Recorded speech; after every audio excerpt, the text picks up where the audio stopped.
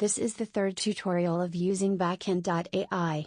Last time, we have looked at the Backend.AI summary menu and session menu. This time, let's take a look at the import and run menu and the data and storage menu, and finally, the statistics menu where you can check your past usage. In Backend.AI, you can load files such as Jupyter notebooks that are frequently used for building machine learning and deep learning models, and you can run it in any environment you want. And if you have multiple Jupyter notebook files on a remote repository like GitHub, you can also import them into a virtual folder at once. There are 4 panels in Import and Run menu: Import Notebook, Resource Statistics, Create Notebook button, and Import GitHub Repository. The Resource Statistics panel was covered in the summary menu last time, therefore we'll look at how to do Import Notebook, Create Notebook button, and Import GitHub Repository. Let's look at the Import Notebook panel first. In the Import Notebook panel, you can import and execute notebook files in a remote repository, such as GitHub, right away in the session of the Backend.AI. I will bring an example code of basic classification from TensorFlow tutorial. If you need a link, please copy the link at the bottom. When you click the View Source on GitHub button in the middle, you will find the address for the Jupyter notebook with the code used in the basic classification example. Please copy the link in the address bar, and return to the Backend.AI page, paste the address into the input field of the Import Notebook panel, and click the Import and Run button. Then, a session launcher window called Start Imported Notebook will appear. At this time, you must select an execution environment. The code you've just imported is a TensorFlow tutorial, so choose TensorFlow. As it is a simple example code, resources are appropriately allocated. However, if you specify too small, an error may occur when executing the code. After finishing configuration, click the Launch button at the bottom of the session launcher. Then, the Jupyter Notebook web application will be launched shortly, and you can run each block of code one by one. Please be aware that even if you close the web application, the session is still running. When you are done with your code, you must return to the session page and close the session. If you don't want to import and run a notebook right away in Backend.AI, it also provides a badge code to create a session, and run the notebook by clicking on the badge. Paste the link of the notebook you've just imported into the notebook URL field of the Create Notebook button panel, and click the Create button below to generate badge code. Then, you will get the notebook badge code that would be shown as a badge icon once it is pasted into HTML or Markdown files. What if you have multiple notebook files in your GitHub repository? In this case, it would be more efficient to import all the repositories into the virtual folder of the Backend.AI, rather than importing the notebook files one by one, right? Let's go to the root page of the GitHub repository we've imported earlier and copy the repository URL. Click the green code button to copy the address, return to the Backend.AI page, and paste it into the input field of the Import GitHub Repository panel. Click the Get to Folder button on the right. The more files there are in the repository, the longer it takes. If you have successfully imported all files, a virtual folder named after the GitHub repository will be created along with the message, Import Finished. You can see that the files in the repository are in the virtual folder. Backend.AI provides exemplar datasets and storage space for machine learning and deep learning in the form of virtual folders. In the Data and Storage menu, you can use the various functions to utilize virtual folders effectively with just a few button clicks and simple text inputs. In the Data and Storage menu, there is a storage status panel and a folder list panel listing the virtual folders that can be accessed by the current account. First, let's create a folder and look at the panels together. You can create a folder by clicking the New Folder button on the right side of the folder list panel. Write down the folder name and leave the rest of the settings as they are. This folder is visible only to the account which created it, and information inside the folder cannot be viewed except for the accounts which created it or to which it was shared with. Click the Create button to make the folder. The folder you've just created is on the folder list now. You can see that the number of folders created, and the capacity to make new folders have changed. Let's check the folder information we've just created. Let's click the green eye button on the control panel to check the actual location of the folder. whether the current account owns this folder, and the number of files in the folder. Now, let's upload the files to the folder. Click the folder button on the control panel to bring up the folder explorer. There are two ways to upload files in the folder explorer: by clicking the Upload Files button in the upper right corner, or by drag and dropping the files to lower part of the folder explorer. First, let's upload a simple dummy text file. Once the upload is complete, let's create a new folder inside this folder, and upload the file to that folder. Click the New Folder button in the upper right corner. Write the folder name and click the Create button, then a new folder is created inside the virtual folder. You can put the uploaded file in this inner folder as well. By clicking the folder icon, the current location will change in the folder explorer. Let's upload the file to this location again. Now, let's check whether we can access the file in the folder, after mounting the folder to a session. Go back to the Session menu and click the Start button on the right side of the Session List panel. In the Session Launcher window, click the folder to mount in the center. Then, several folders will appear like this. Check the folder you've just added. Since you are only trying to access the folder, set the resource allocation to small. And click the Launch button at the bottom. When the app launcher appears, click the web terminal icon at the top.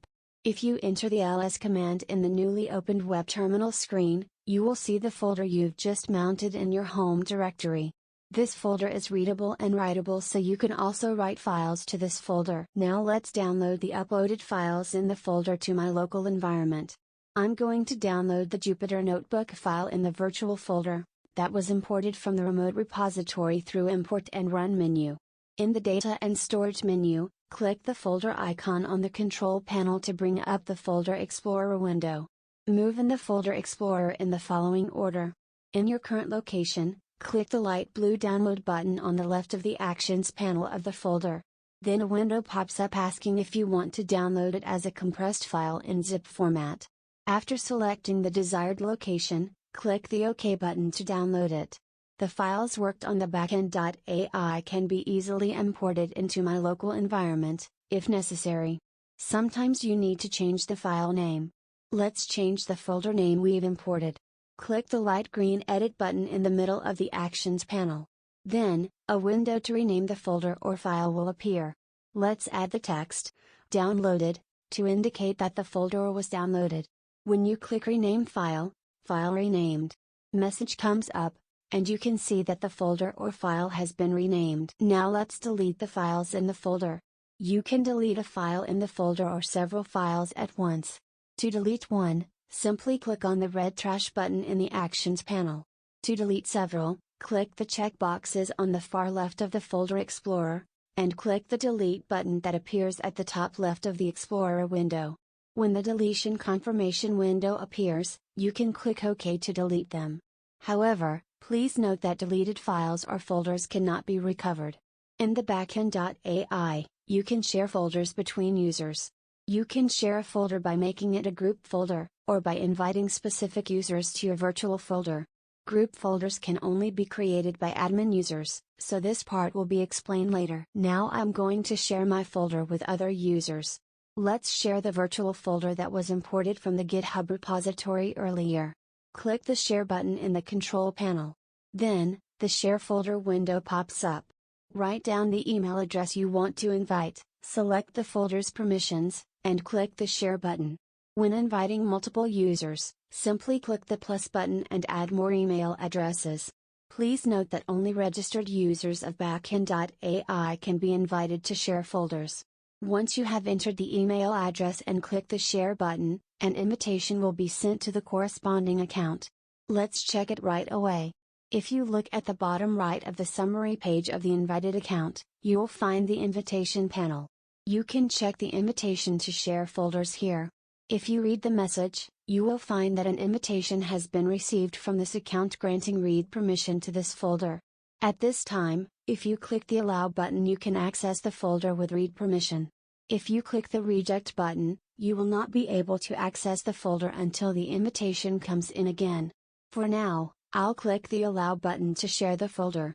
After sharing your folder, you can change the folder permissions. In the Folder List panel of the Data and Storage menu, click the user icon on the control panel of the shared folder. Then, the list of invited users appears. You can also check the permissions of each user. Currently, the invited user is read-only. And the permissions can be changed to read and write or to read, write and delete. You can also kick out the user to withdraw the right to access the folder. After changing the permissions, you can click the Save Changes button below.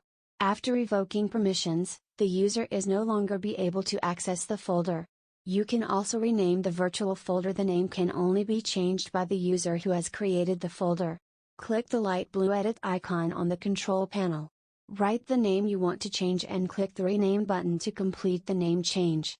The changed folder name is applied to the users sharing the folder as well. Folders that are no longer in use can be deleted. Click the red trash can button on the control panel, enter the exact folder name to be deleted in the input field of the deletion confirmation window, and just click the delete button. Deleting a folder is irreversible afterward, so please handle it carefully. Also, please note that you should not delete a folder while the folder to be deleted is mounted in more than one session. In addition to the Folders tab, there is also an automount folders tab in the folder list panel. The automount folders literally refer to the folders that are automatically mounted even if they are not explicitly mounted in the session. Most of the functions are like ordinary virtual folders. You can add a dot at the beginning of the folder name to create an automount folder. Let's see where the automount folder is in the session. Go back to the Sessions menu and click the Start button on the right side of the Session List panel. Since we are only trying to access the folder, let's set the resource to small. Then click the Launch button at the bottom. After starting the session, click the Web Terminal on the App Launcher, and check the automount folder with the following command. Then you can see that the automount folder is successfully mounted to the session. Note that this folder is automatically mounted for all sessions, so it is better to use it for general purpose separately from ordinary folders. We've taken a look at the Data and Storage menu so far, so now let's look at the Statistics menu. In the Statistics menu, you can check the number of sessions, the amount of resources used so far, and the amount of data read and write. Currently, Backend.AI provides statistics of daily usage and weekly usage. You can choose to view daily usage or weekly usage from the drop-down menu shown here. We are planning to provide statistics for more detailed period in the future, so please look forward to it. In this video, we've been going through the Import and Run menu, Data and Storage menu, and Statistics menu of the Backend.AI. Next time, we will look at the User Setting menu. In LabLab channel, we provide tech videos about machine learning and deep learning, and bleeding edge technology about cloud computing as well as Backend.AI tutorials. If you enjoyed our tutorials and want to learn more about AI and cloud computing, please subscribe and give us thumbs up. See you again in the next tutorial.